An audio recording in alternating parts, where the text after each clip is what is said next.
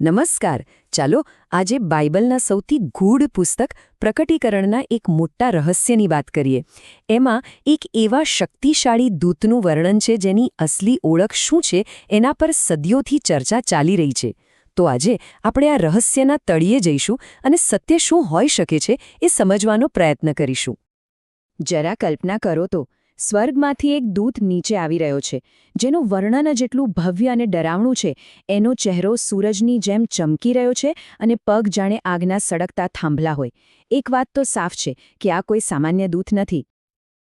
તો આ જ છે આપણો સૌથી મોટો સવાલ.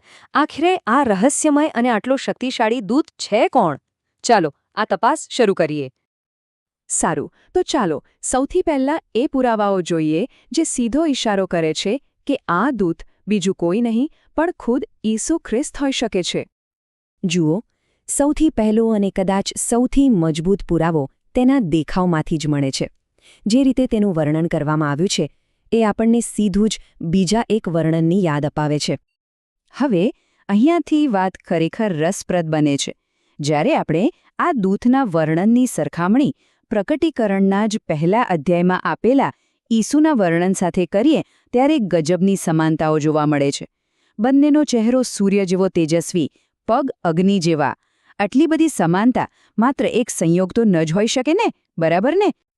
અને પછી આવે છે બીજો મોટો સંકેત. એ છે દૂતનો અવાજ. તેનું વર્ણન સિંહની ગર્જના જેવું કરવામાં આવ્યું છે અને આ પ્રતીકનું બાઇબલમાં બહુ મોટું મહત્વ છે. પ્રકટીકરણના પુસ્તકમાં યહૂદાના કુળનો સિંહ એ ઈસુ માટે વપરાયેલું એક ખાસ બિરુદ છે. એટલે જ્યારે કહેવાય કે દૂતનો અવાજ સિંહ જેવો છે, ત્યારે ફરીથી એ ઇશારો સીધો ઈસુ તરફ જ જાય છે. તો દેખાવ ઈસુ જેવો, અવાજ ઈસુ જેવો, તો શું આપણે માની લઈએ કે આ દૂત ઈસુ જ છે? કેસ પૂરો? પણ ઊભા રહો, આ રહસ્ય જેટલું સીધું દેખાય છે એટલું છે નહીં. વાર્તામાં એક મોટો ટ્વિસ્ટ છે. હવે આપણે સિક્કાની બીજી બાજુ જોઈએ. કેટલાક એવા પુરાવા પણ છે જે આખી થિયરી પર ગંભીર સવાલો ઊભા કરે છે. અને આ જે વાત છે જે બધું ગૂંચવી નાખે છે. બાઇબલમાં લખ્યું છે કે એક અવાજ સ્વર્ગમાંથી, એટલે કે દૂતની ઉપરથી સંભળાય છે અને એ અવાજ દૂતને સૂચનાઓ આપે છે. આ કલમ બહુ સ્પષ્ટ રીતે બતાવે છે કે દૂત સિવાય પણ કોઈક છે જેની પાસે સત્તા છે અને એ દૂતને આદેશ આપી રહ્યું છે. આનાથી એક બહુ મોટો સવાલ ઊભો થાય છે. જો એ દૂત પોતે જ ઈસુ હોય, જે સર્વોચ્ચ છે, તો પછી એમનાથી ઉપર કોણ હોઈ શકે જે એમને આદેશ આપે? આ વાત ખૂબ જ જટિલ છે. તો ચાલો વિરોધમાં જે દલીલો છે એને જરા સમજીએ.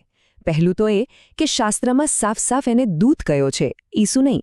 બીજું, આપણે બાઇબલમાં બીજે પણ જોયું છે કે શક્તિશાળી દૂતો ઈશ્વરના પ્રતિનિધિ તરીકે એમનો મહિમા લઈને આવ્યા છે. અને સૌથી મોટો મુદ્દો છે ભાષાંતરનો, જેના કારણે અમુક જગ્યાએ એ સ્પષ્ટ જ નથી થતું કે દૂત બોલી રહ્યો છે કે સ્વર્ગમાંથી આવતો પેલો અવાજ. આ એક બહુ જ મહત્વનો મુદ્દો છે. જો દૂત આ શબ્દો બોલે છે તો એનો અર્થ એ થયો કે એની પાસે દૈવી સત્તા છે. પણ જો સ્વર્ગમાંથી આવતો અવાજ આ કહી રહ્યો છે તો દૂત તો માત્ર એક સંદેશવાહક બની જાય છે. અને આ સવાલ તો એનાથી પણ મોટો છે.